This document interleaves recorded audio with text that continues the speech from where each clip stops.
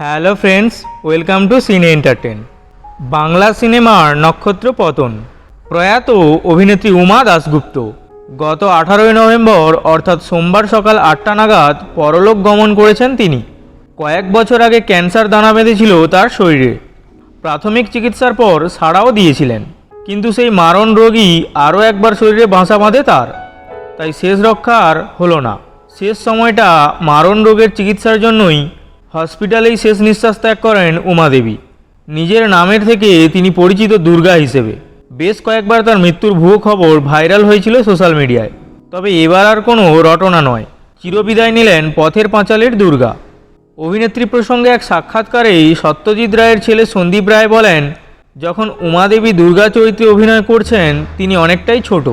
অভিনেত্রীকে নিয়ে শেষ সম্বল কিছু আবছায়া স্মৃতি, তাই খুব একটা কিছু বলতে পারলেন না তিনি।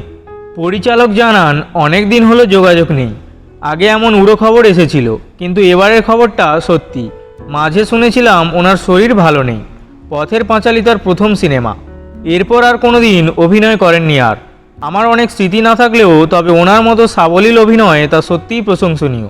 সূত্রের খবর, উমা দেবীকে শেষবারের মতো দেখতে হাসপাতালে যেতে পারেন পরিচালক। পথের পাঁচালীর দুর্গার মৃত্যু আসলে একটা যুগের মৃত্যু, একটা সময়ের মৃত্যু। টলিউডে নক্ষত্র পতন।